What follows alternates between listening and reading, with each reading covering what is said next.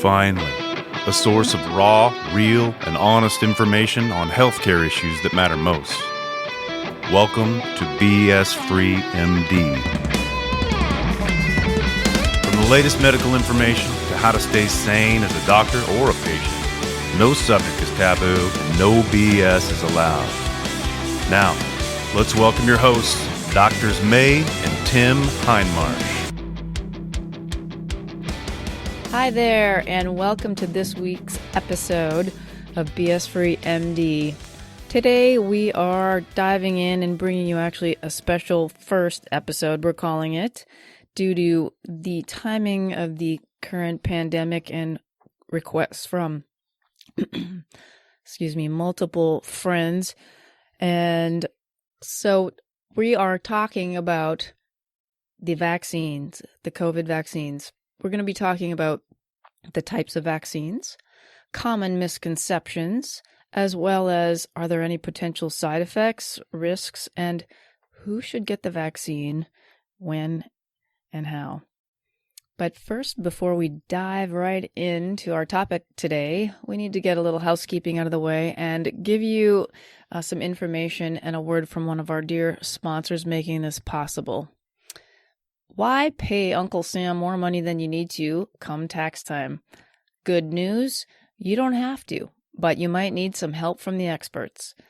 John McCarthy, co-founder of Physician Tax Advisors, and his team of CPAs have combined a total of 60 years of experience helping physicians save money. They know around the time your taxes are due that it's added stress to your already full plate. Get the help you need and save money while you're at it with Physician Tax Advisors. This firm is physician family-owned and exclusively works only with physicians to lower their tax bill. By specializing in physician finances, John and his team have helped many physicians with high student debt decide if they need to file their taxes as married, filing joint, or separate. We ran the numbers and know working with John just makes sense. Check them out at drpodcastnetwork.com/CPA. All right, Tim, why don't you take it off the top with some information on the vaccines and what's out there? Okay, well, there's actually three different really main types of vaccine. There's 5 types of vaccines that got into stage 3 trials, but really, for what anyone really cares about, there's really just 3 vaccines that are probably going to, one of these is going to win the vaccine kind of fight. If you think of it as, like the race to the moon, who's going to win the race to the moon? So there's the Pfizer, 2 of them have got received what's called an emergency use authorization from the FDA, which is a special consideration if there's something of national importance. In other words, like a pandemic, an outbreak of, who knows what kind of infection where you would potentially bring an antibiotic or something like this to bear, where there's essentially almost like a national defense kind of problem. The FDA has a short circuit they can go through where they can offer an emergency use authorization. That's the EUA term that's being thrown around. That's the EUA term. This is not full approval, okay, which is completely different. I mean, full approval takes, there's no way you're going to get full approval for a vaccine like this because you're not going to have long-term data. You're not going to know what happens in 2 or 3 years. All of a sudden people grow like unicorn horns. Yeah, we didn't know that because the unicorn horns didn't start growing until, year 3. Or we didn't understand that, people with a certain pre-existing condition, like maybe somebody with lupus, develops some bizarre side effect that we wouldn't see. And so full approval usually takes, a very long period of time for any kind of medication. Okay. And that's because there's all sorts of potentially untoward effects. And before you probably get into the 3 main types that are going to be available, it's probably worthwhile mentioning while we're talking about this EUA is that this isn't something that they just started working on in 2020 when the pandemic and COVID became a thing, right? It has been a work in progress. They've been working on these types of vaccines for a long time. Well, yes and no. So they've been working on COVID vaccines they tried to get a SARS vaccine back when SARS came through, but SARS was mitigated very easily. The reason SARS was mitigated very easily is essentially if you didn't have a fever, you weren't transmitting it. So it actually was just a few short months, and it was essentially isolated, and then it was gone. Well, I was just trying to kind of hone in and say that it's not like, oh, surprise, there's this brand new thing, and they hadn't been sort of maybe working on it in the pipeline, Right. and they get this emergency use authorization because all of a sudden in January, it's like, let's try to concoct something that might fight this off. I mean, it's using some technologies that they've had for a while. Correct. I mean, I'm kind of a space nerd, so I see this very similarly to the space program. If you look at the space program, the United States space program and the Soviet space program didn't start when, Kennedy said, hey, let's blast off a rocket by the end of the decade and, bring a man safely back to the Earth. That was 62, 63, 63, 64 when he did that speech. Yeah.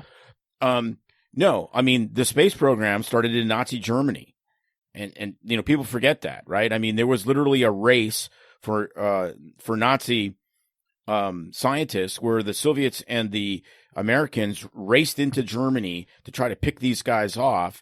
And, we won. We got Werner von Braun. Right. And so, I mean, this is technology that was, that the Germans were working on back in the 40s that, once you unleashed the economic power of the United States, et cetera, away you go. This is exactly the same as what happened in these vaccines. When they tried to make the initial SARS vaccine 20 years ago, they gave up because SARS went away and there was no economic pressure to really make it happen, and it was super difficult to make the vaccine, so they gave up. There has been coronavirus vaccines in other species, dogs, et cetera, veterinary corona vaccines, but there's some really interesting technologies that I think actually are tremendously exciting, specifically in the Pfizer and Moderna vaccines.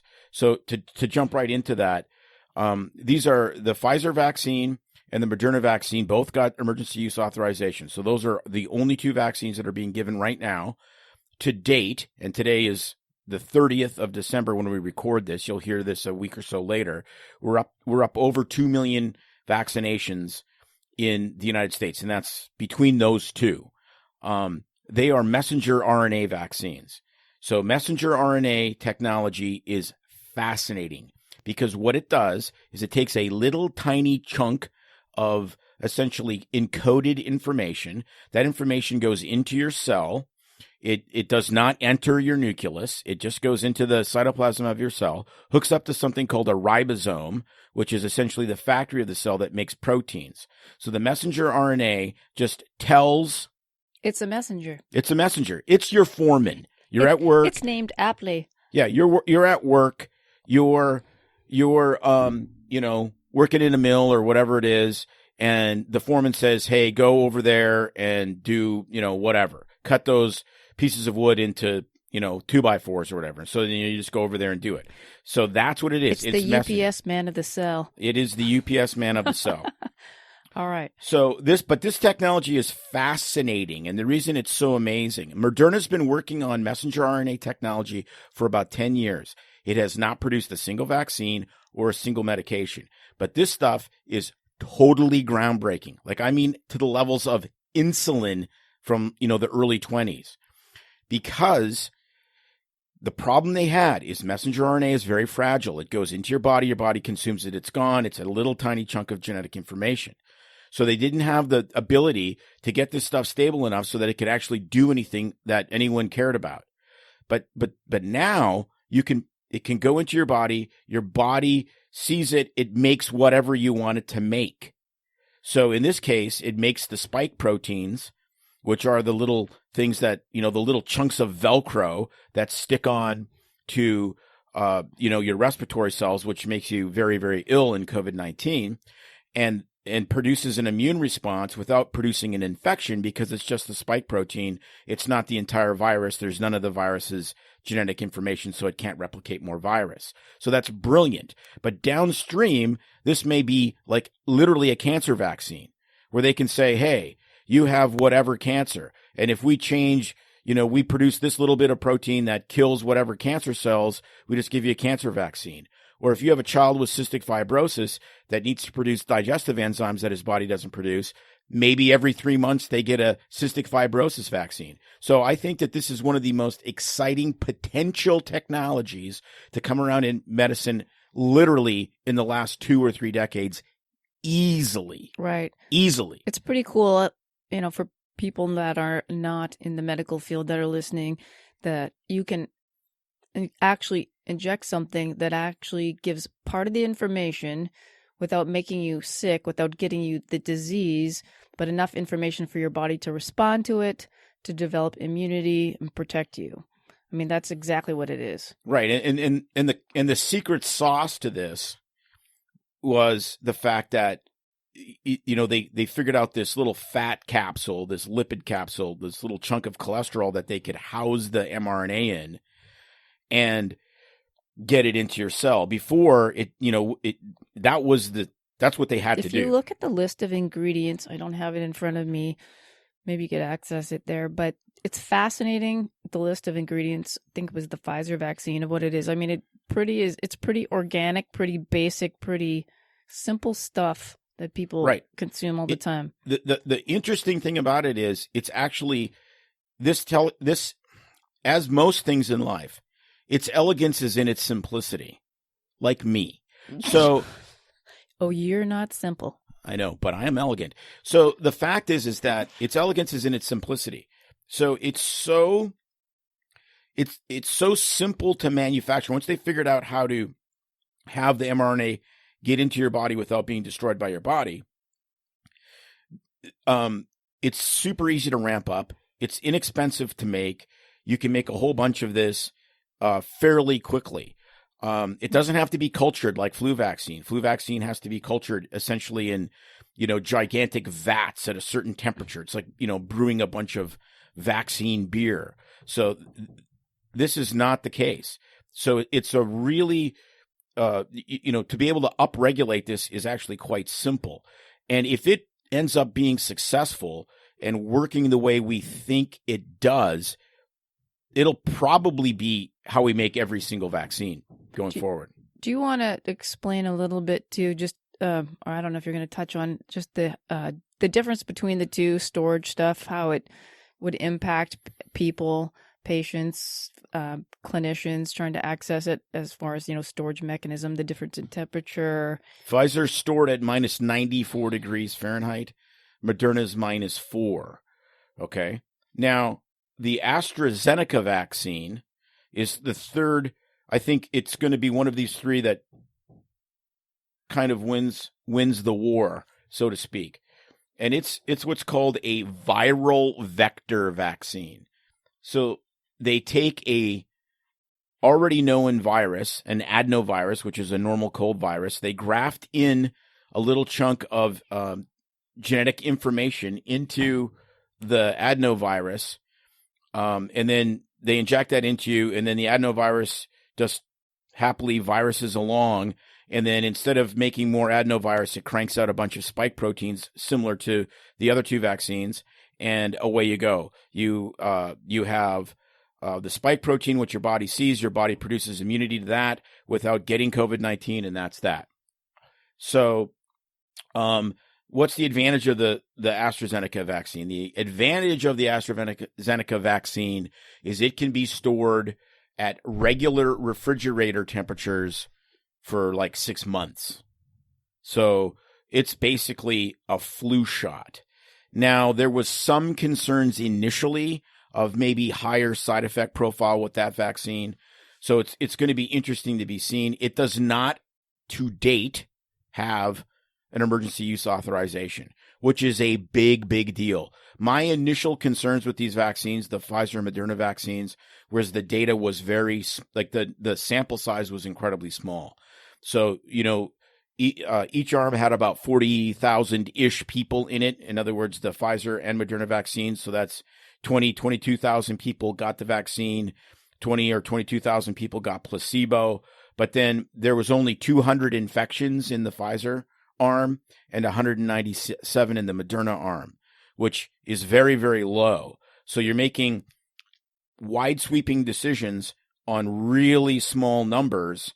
You only had like 180 people or 190 Totally, people that got coronavirus that got the placebo. So really small numbers. Now I have, now it's 2.1 million people or more that have been vaccinated. And, it's an unfolding experiment. I mean, it's an emergency use thing. It's still people need to realize it's still experimental technically, as we see how things go on and the people respond to the vaccine, side effects, infections, how long it'll last.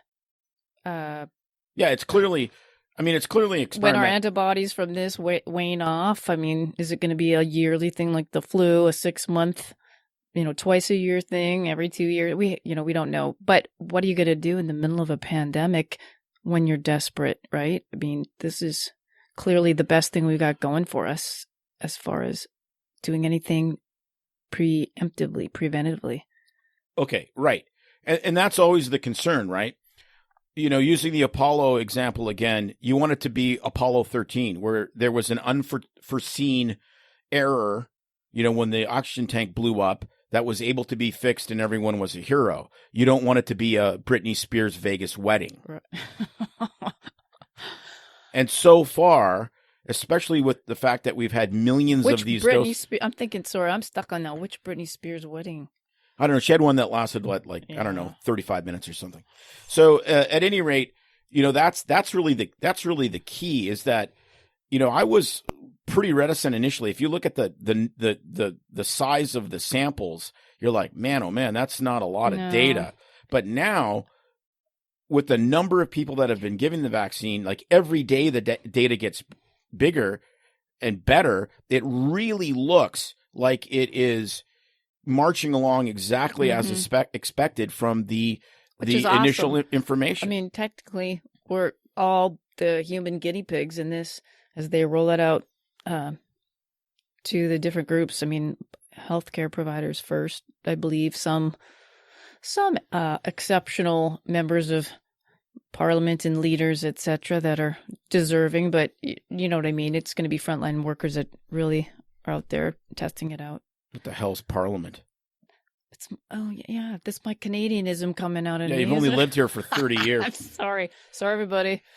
So no parliament. So are you going to get on to the talking about some of the concerns and myths and BS out there about this vaccine? Since it's BS free MD, it's time to get the shovel out. So common misconceptions about, and this is specifically the RNA vaccines that are already being jabbed into people.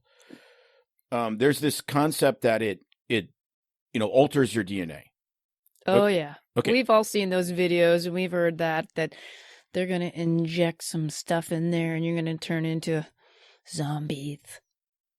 So, nothing could be further from the truth because messenger RNA, the base pairs or the little amino acid chunks that make it up, it can't get into DNA. No, they get in there.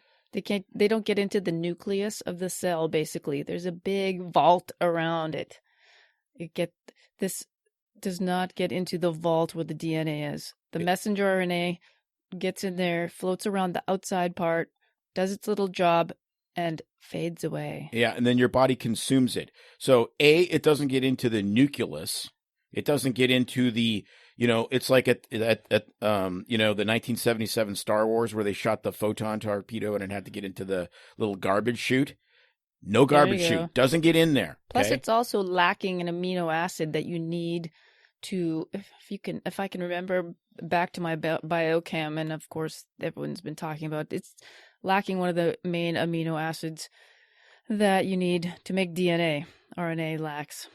Right. Of the base pair. So it can't. It's basically like if you had you went to England for this amazing vacation and you brought your charger for your brand new iPhone 12 Max Pro 512 gigabytes with the Mac Daddy camera, and you went to plug the charger in and you only had an American charger. It ain't plugging in. Not even with a hammer. It's not plugging in to So to a sad. UK outlet. But nobody's traveling right now, so they don't get the analogy.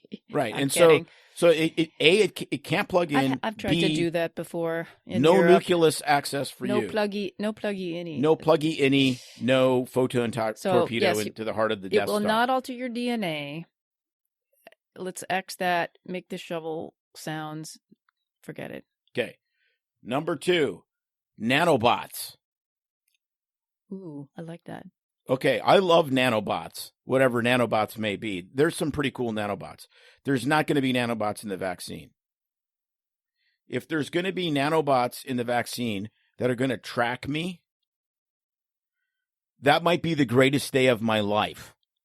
Because if that isn't that what your cell phone's supposed to do with, Right, with those little right. Snapchat emoji things, so I know Right, where you're at? First of all, people are paranoid about being tracked by a vaccine, but they give permission to absolutely everything and on their freaking phone. Mm-hmm. So, which is like a way more efficient piece of technology than a freaking nanobot. No kidding. But even so, if I was if against my permission I was tracked, fantastic. That's the biggest lawsuit in the history of mankind. So the level of steps you have to go in the conspiracy to believe that all of these things are going to happen, from tracking and all the rest. I mean, it just honestly it doesn't make any sense. At that point, don't take well, any. they would have done it already. Right. I mean, they could have injected it in anything else in the that we've been freaking getting. flu shot. Depo-Provera shots, the implantable, any kind of implantable device that people have been getting.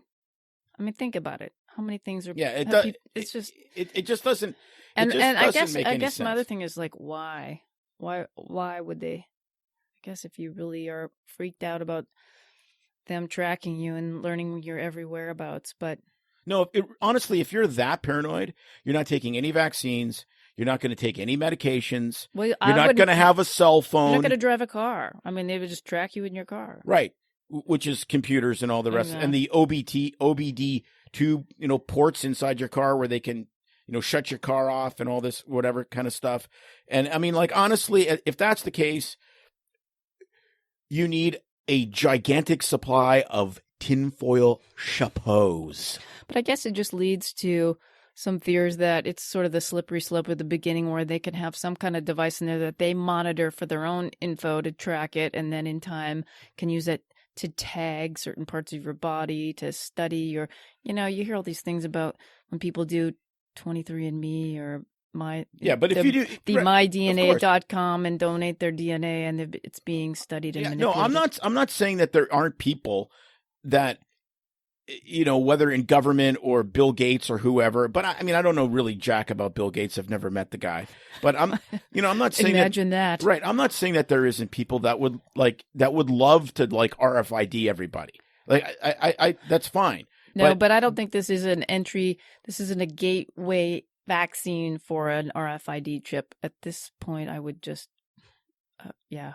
toss that thought, right? Right. And then, some other misconceptions like, oh, let's go there. I'll get it anyways. I'm going to get COVID anyways. So why do I need the vaccine? We'll get into that a little bit more in the next kind of topic, but you mean like I'd rather have the chicken pox than get the chicken pox vaccine. So I might as well get COVID. Right. Which would be great if this was freaking chicken pox. Right. Right. And if you're 4 years old and you get chicken pox, it's irritating. You get an oatmeal bath, you're super itchy, and you get a fever. People don't realize how horrible it is to get chicken pox as an adult. Remember when we were in medical school, we had a colleague. He was doing a pediatric rotation and was unfortunate recipient of chicken pox. I think he was like 21 or there's whatever we were back then. And he was like really ill. But anyway, yes, I mean. There's a name there is a name for adult chicken pox. It's called total body herpes. That's exactly what it is. And we actually had a patient, like at the beginning of COVID, who came in. He was late. He was elderly with total body chicken pox. That was impressive. Because what everyone wants for Christmas is total body herpes. Not that kind. But Chickenpox is a herpes virus. It is. It's total body herpes. But it's acquired a little differently, my dear. Let's not freak people out. Right. But, I mean, it feels the same. Now, yeah, some people think it's COVID, it's a coronavirus, it's like a cold, I'll just get it. I'd rather do that than get a vaccine.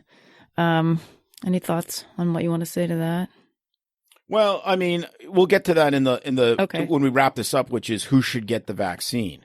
Any other myths about the vaccines? I mean, we're not going to get into the luciferase green yellow fluorescing mark of the devil that has been out there on social media. And I got so ticked off when I saw a couple of physicians. I won't say their names.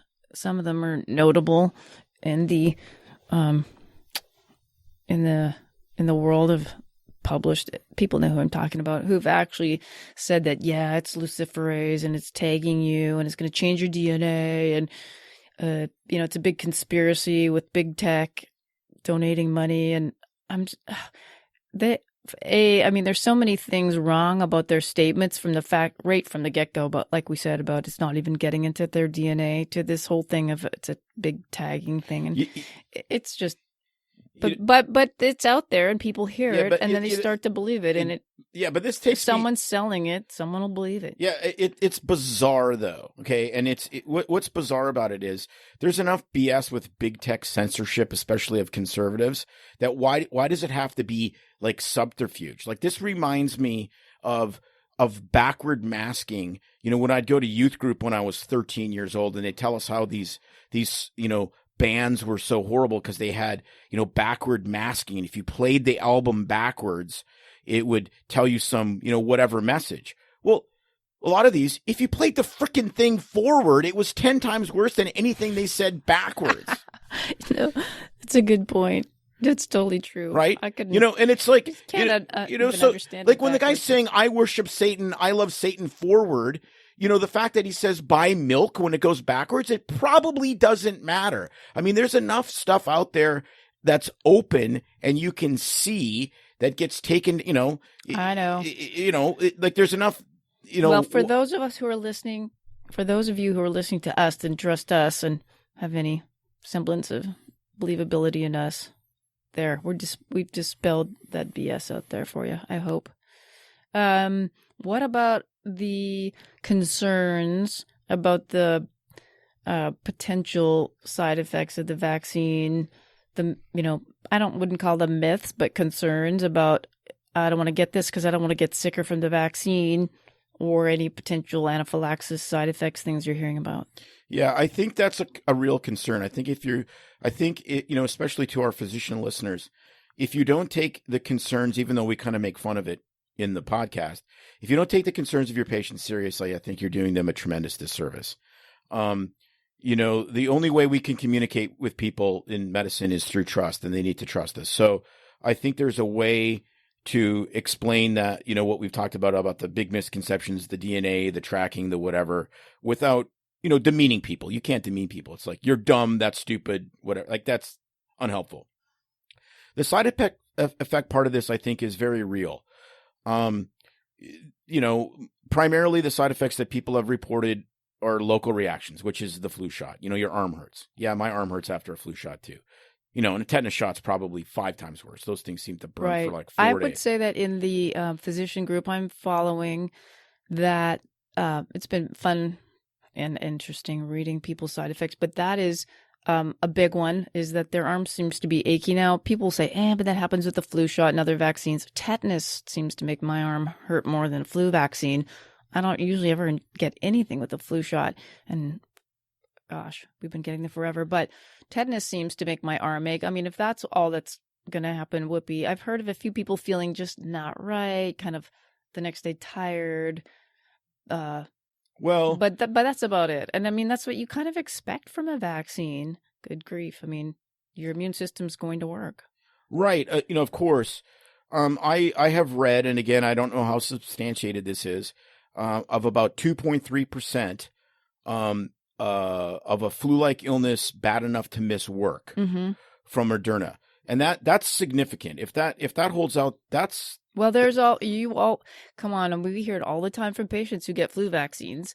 They swear the same thing, even though it's an inactivated vaccine, that the second they got the vaccine, they got super sick.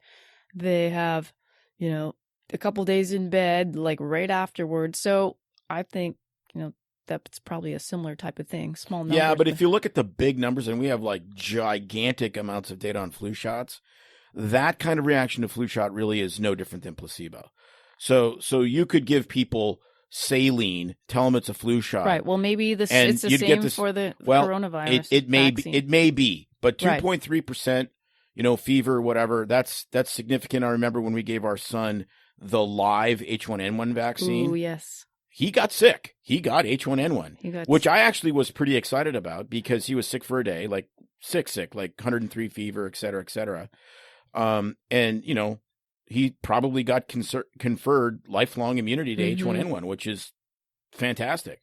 Those inhaled nasal flu shots flu vaccines have pretty much gone away because you get a kid with 103 fever. So, the flu-like illness I think is significant. I think the thing where we don't want to be too much of a cheerleader with too many pom-poms on this is we do not have long-term data. No. I mean, we don't. So when you get the shot, what we don't know is when you get the shot, and then your immunity starts to wane, which maybe it wanes in 3 months, 6 months, a year, whatever. And then you get the native coronavirus again, or you're exposed to it, and it tries to infect you. Is there some kind of craziness that can go on then? Well, the answer is we don't know. Right. Now, that's very unlikely. There is a phenomenon called vaccine-associated disease expression, where you get an immunization, you don't build a robust enough immunity to it, and it actually makes you get sicker. Okay? Probably the most famous vaccine where this happened was the RSV vaccine. RSV is a very common childhood infection. It can be devastating to very young infants. So having a childhood vaccine for this would be a real game changer for a lot of kids. 50 years of working on this, we do not have a childhood RSV vaccine. Part of the reason was when they tried to develop it, they gave it to the kids. It built RSV antibodies. They're like, this is fantastic.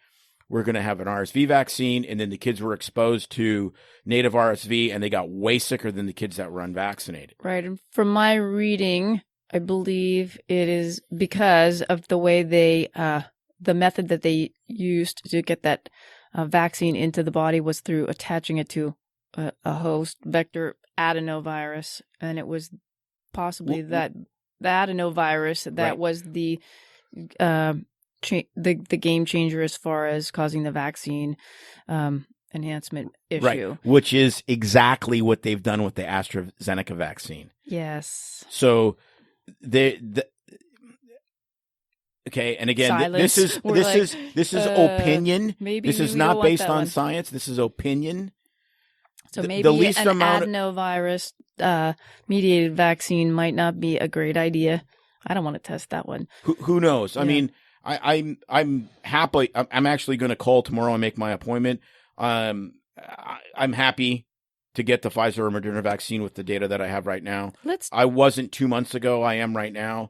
There's still some stuff out there, a little, so I'm one of these more conservative, a little skeptic as far as the side effect things. I know a lot of people have been tagging me, messaging me on my social media and asking still concerns about if they have autoimmune issues, how this is going to affect them, which, I'm one of those people, but technically it shouldn't really, if you believe in exactly what's happening with the vaccine, with the RNA getting in the cell, doing its job to pump out the spike proteins. It shouldn't be any different than any other vaccine we get. Well, it actually with how it works, you could make an easy argument intuitively. Again, science is science. You don't know it until you've tested it and have the data. But you could easily make an argument that it's going to be safer. I mean, than regular vaccines, than flu vaccines, than cultured inactivated virus. Like you can make that Because it argument. has a specific job. It shouldn't be attacking or grabbing onto anything else in your body and messing with it. Right. And basically. it's so much simpler, and it's only making one part of the virus. Correct. So, I mean, that's the thing, right? I mean, if this really proves, over the next several years to be as successful as we assume it will be, I don't know how they're not going to make everything this way. What about, I want to talk a little bit about the other, there's a few other rare, I mean, there's always rare things, but people kind of want to know, I think what we're thinking about, there was the one about the nurse who passed out instantly. Well, that was just the vasovagal, basically syncope, basically a fainting response to the vaccine. It couldn't cause a reaction that quickly, but of course that got some press and attention right away. Well, it was like 30 seconds after she got the vaccine, she was passing out, and it got blasted all over the social and media and the news, etc. So that, I think, was dispelled, that can't happen. There have been some people with no history of really any allergies before having anaphylactic reactions, and that's rare. I guess it's kind of freaky because you don't know if you should have your EpiPen beside you, or definitely I would. Most people that are getting them right now are in a medical facility under. Right, but this is foreign. Like, this is a handful of people, like literally a handful. Like, I know, but it's like, well, what the heck? How would that happen if what they're introducing into your body? So they say, don't get the vaccine if you're allergic to any of the ingredients. Well, if you read the ingredients, there's really, what is there to be allergic to if you've already been consuming cholesterol molecules and basic sugars and if anyone's had a colonoscopy and had polyethylene glycol or taken a prep, you should be safe. So it kind of boggles my mind how you can have an anaphylactic reaction to I'm like wondering what. Right. I mean, but it's still limited data, and that's maybe it's the needle that goes in your skin. Maybe it was the perfume of the There you go. The latex glove you never knew you were allergic to. Yeah, I mean, it's just, the other problem with this is it's really difficult to interpret some of this because we don't look at this stuff the way we look at anything else, right? And so, for instance, people go, how many flu cases are there a year? And, how come we don't look at, coronavirus is just the flu? No, it's not. If you look at the ICU hospitalizations, Los Angeles is essentially turning ambulances away now. Like, it's really, really bad there. That does not happen in flu season. Now, for a lot of people, it might be less dangerous for the flu. For, children, it appears to be less dangerous than the flu. For, young adults and so forth and so on. But the fact is that, if you get sick and you're really sick and you're in the hospital, you are really damn sick. It's not because of there's the cascade of all the things that happen, but we don't see that with the flu. No, I mean, and then there's the whole death certificate coding, where if you read the CDC website, influenza and basically if you die of a respiratory infection during flu season, it's a flu death. I mean, it's because it's coded as right. Flu and pneumonia. Well, pneumonia 100 years ago, pneumonia 50 years ago for that. Well, not 50. Pneumonia 75 years ago was still the number one killer of everybody. So right. But what's happening when people, with their stiff lungs, their respiratory failure in severe COVID cases, overwhelmingly surpasses, this happening with flu every year. Well, and it's completely different. Yes, exactly. It's completely different. I mean, one of the things that we learned was, people would come into the ER, they'd be really sick. You'd look at their, oxygenation levels, their blood gases, and the ER docs would freak out and they would be talking to the patient. The patient could still communicate with them, and they would intubate them in the ER. And then they go, well, we realized early intubation for COVID-19 respiratory distress is not what you want. It's the very, very last ditch. I mean, I talked to an anesthesiologist a week or so ago, and he's like, they got people on the floor on like gigantic amounts of high flow oxygen, and they're not even in the ICU. As long as they can maintain their oxygenation and they're still breathing on their own, keep the ventilator away from them. That was the thing, right? Mm-hmm. Everyone was freaking out. There was that little war between Trump and Cuomo about how we're going to need, 19 billion ventilators. Need more ventilators. And it's just like, well, no, it's like now we realize, no. 25% of If you people don't have to, right. it's preferred 25%, not to. 25% of people that were admitted to the hospital at the beginning of the pandemic died. Now that mortality rate's down to like 7.5. It's because we figured out how to treat this better. And it made a huge difference. Obviously we have some therapeutic agents that may be helping, to a certain degree. Dexamethasone, for instance, which is a steroid. Later intubation, all of this kind of stuff. That's a huge, huge difference. Right. And so, there's Learning as we go. Well, that's called science. And that's where we're at with the vaccines, obviously. You do the best with what you can. Yeah, I mean, the only reticence I have at all, the only slight bit of concern I have, this clearly isn't the RSV vaccine. When they did RSV and they had the vaccine-associated disease enhancement, that happened really early, like within the first 20 or 30, infections, when after the vaccination, when they were infected with native RSV. That happened. And I still think, that it's definitely related to the adenovirus being attached to that vaccine. And from nobody, all that I've heard, but we can. Yeah, and whether or not that, again, you can't extrapolate that to the AstraZeneca vaccine, because if they would be done the trials, because that would, the way it happened in RSV was almost instantaneously. Right. There's no way they would have continued with the trials, and they're very, very close to, getting an authorization. So I don't think at least the early disease enhancement's a possibility. There's always the possibility as your immunity wanes and then you get coronavirus that you could have a disease enhancement at that point. That's a possibility. I think it's exceptionally unlikely, like really, really exceptionally unlikely, because it's only been like 3 vaccines or 4 vaccines that have ever had any hint in the history of doing vaccinations that have caused disease enhancement. So it's exceptionally unusual. And let's be honest, we've been vaccinating people since Jenner, which is like 1795 or 1785. Like that was a really long time ago. Mm-hmm. Wow. When no one was an anti-vaxxer because burying kids sucked. Exactly. I hate having to bury my kids. That really sucked. People forget that. That's no vaccines. That's the thing that people forget. The issue with vaccines and anti-vaxxing in particular is a story of success, not of failure. Exactly. Because I've seen diphtheria. I've seen one case of diphtheria. It was in Asia. It was in Nepal, and the child died. And that's it's a vaccination you get in your childhood vaccination group. And yeah, Haemophilus influenza vaccine, which was probably the last really game-changing vaccine, came out in, around 1990. When we were in training, you always get worried about a kid with a really bad sore throat and a fever, because if they have epiglottitis, which is caused by Haemophilus influenza, and you're the dumb intern that shoves a tongue blade, you could kill the kid with laryngospasm. Yep. I've never seen a case in my life. My father, who graduated in 1958 and was a primary care doctor as well as an anesthesiologist, he intubated tons of kids with epiglottitis. It was a big deal. It was a rapid induction intubation.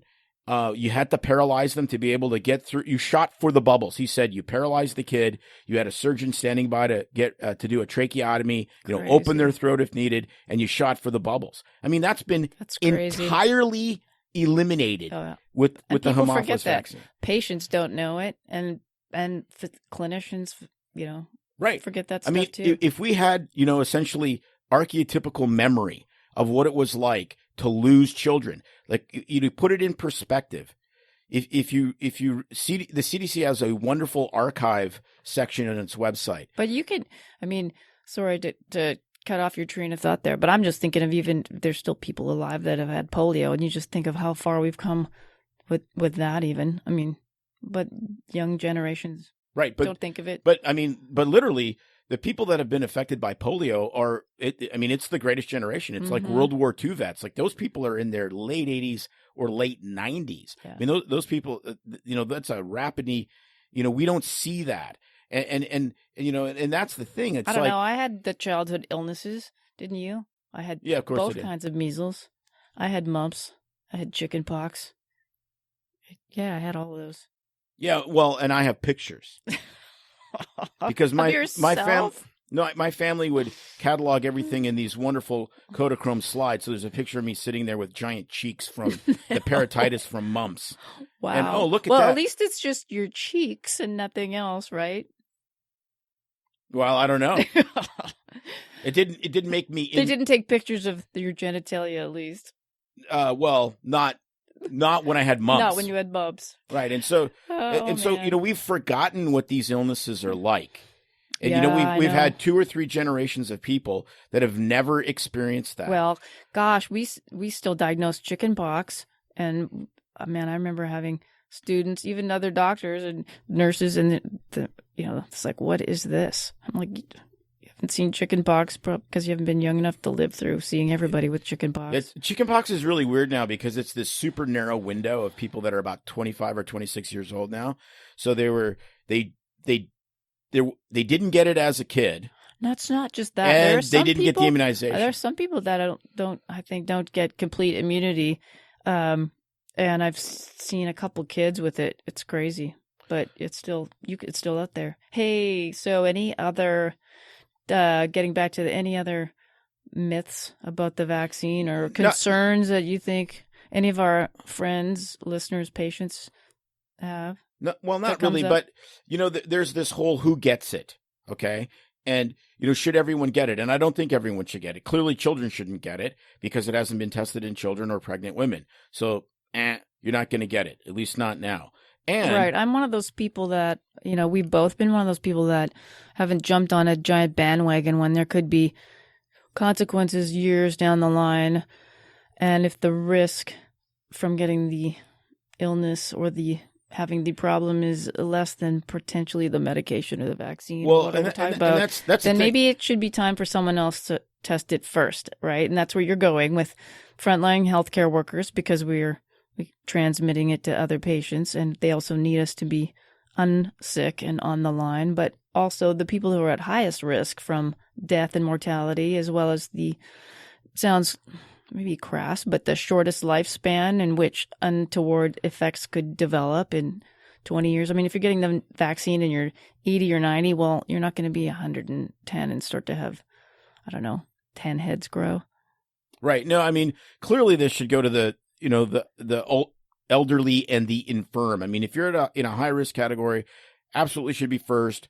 Then frontline medical workers, people that work in ICUs, that kind of stuff. And then probably people like us that work in. So are you saying the elderly and infirm should be getting it ahead of clinicians? Yes, I think so. I mean, if you look at the data, I mean, it's bad. Yeah. Healthcare workers are 7 times more likely to get severe COVID, not just COVID, than, the average population. But the problem with the average population is 85% plus get basically a cold. So when you look at the mortality numbers, the death numbers are way off the chart for people over 70. And so I would contend that's first. You mean a hospital, like obviously hospital workers, ER, ICU, in hospital people first. ER, primarily ICU, and nursing home, etc. At the same time. That's what I would do. How about like paramedics, police? Yeah, they have a lot of direct contact with patients. Yeah, but they do. I mean, you can blood, body fluids, a lot of. Yeah, but this, we're getting a little bit into the weeds, and it's a little bit of this. You have the 5-year-old, the professor, the 80-year-old who's really smart, and the teenager, and they're all in a boat, and only one person and only 3 people can survive. Who are the people you throw in the water? Which, are really complex ethical, arguments. I mean, I've read all sorts of interesting stuff about how they're trying to figure out who to give this to. I think you give it to the most vulnerable and the people that take care of the most vulnerable. You do that first. Right.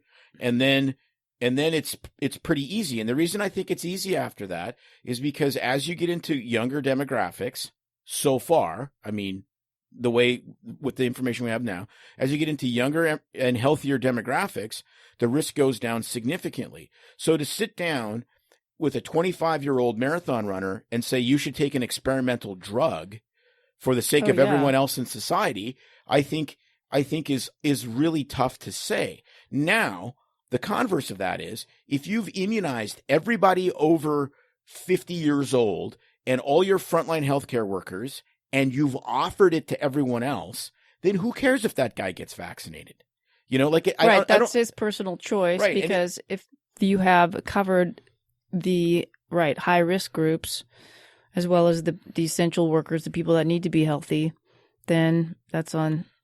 Right. Yeah. But, the only argument you can make is, well, what if he becomes a vector and immunity only lasts 3 months and you don't have, you haven't reached, the 60, 70, 80. Yeah. I mean, the number Well, there's keeps a lot changing. of what ifs. I mean, I guess that would be for another discussion, Right. I mean, where we could be changing our thought process. But realistically, I mean, if you get realistic herd immunity in your most vulnerable and the people that take care of the most vulnerable, I think after that, it's icing. And I don't know that it matters that much. I mean, really, I mean, this idea that Ticketmaster won't let you go to a rock show unless you have a vaccination is completely, I mean, that's not science. That's completely nuts.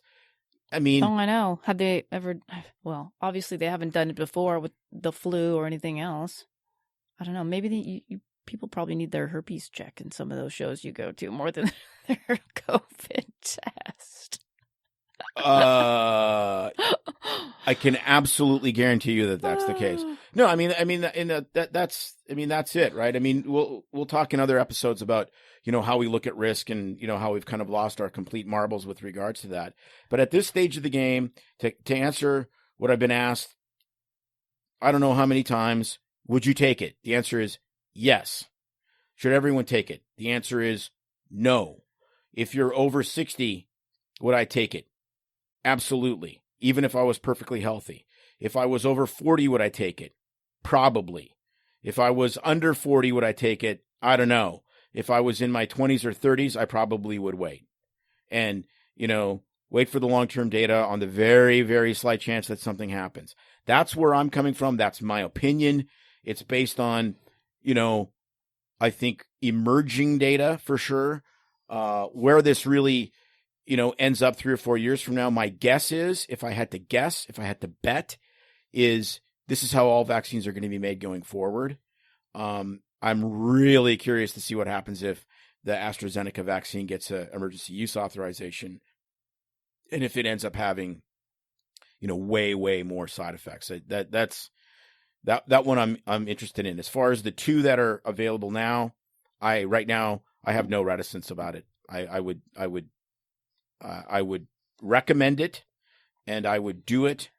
But you should be skeptical. And if anybody People that aren't cares skeptical, about my little piece of 2 cents, I was the bigger skeptic in the family, with concerns just about the potential, the low volume of people in the studies, the low numbers, the lack of information, as well as the potential side effects, the things we didn't know about in healthy people. And I'm changing my mind to basically say, I think it's my physician duty to protect my patients. I mean, honestly, I would feel like total crap if I wasn't vaccinated and I'm passing it on to somebody who got really sick. Just like, that's why I get the flu, mostly for them more than me. But also, if I'm out of work, it's just a crimping style of our coworkers and our organization. It's just not cool for the self-sacrifice. But honestly, it looks to be a lot safer than I would attest to. And if there's the slim chance that can happen with anything, I mean, good night. We risk our lives driving to work in a car every day. So. Right. But and I really, the one thing I do resent on that other side, though, is that somehow you get lumped in as an anti-vaxxer if you question this vaccine.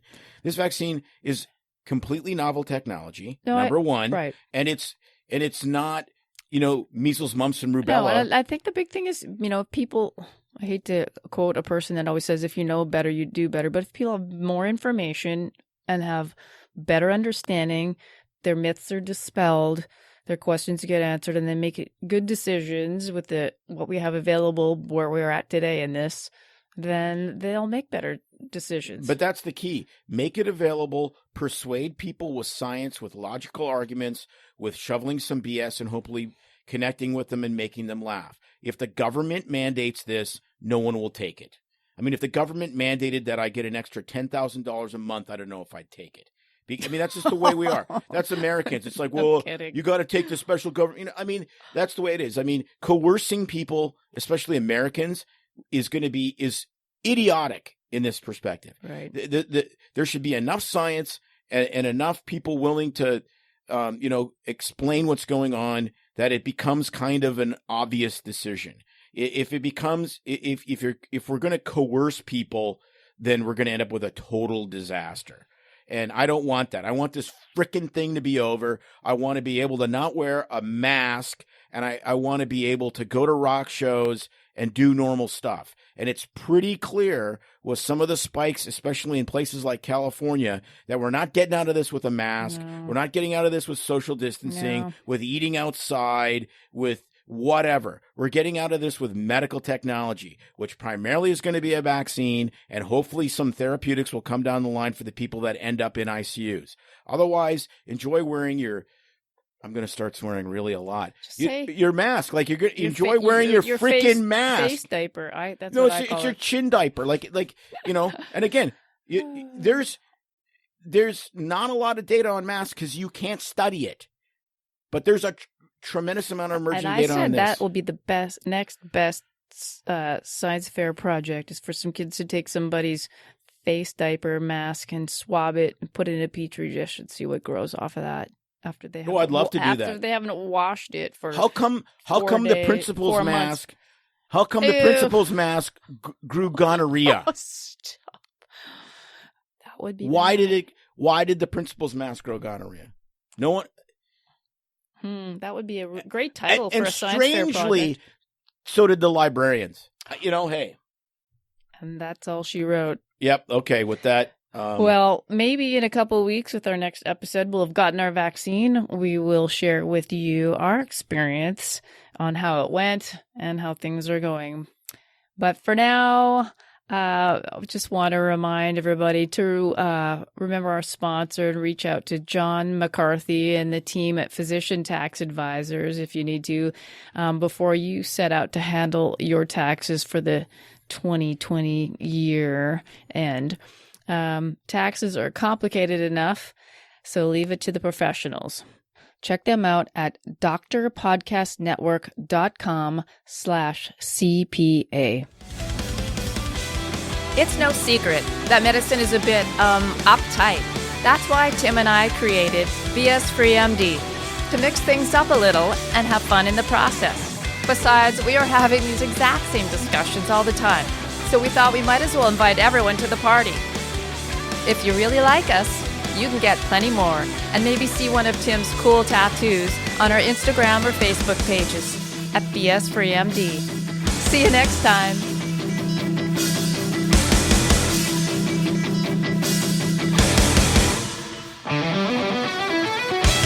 While we try to keep BS Free MD as raw and real as possible, we can't be held responsible for any medical decisions or discussions had as a result of what you've heard on the show. We know, bummer. But the truth is, we really do care about your questions. So feel free to reach out to us by email at doc@bsfreemd.com.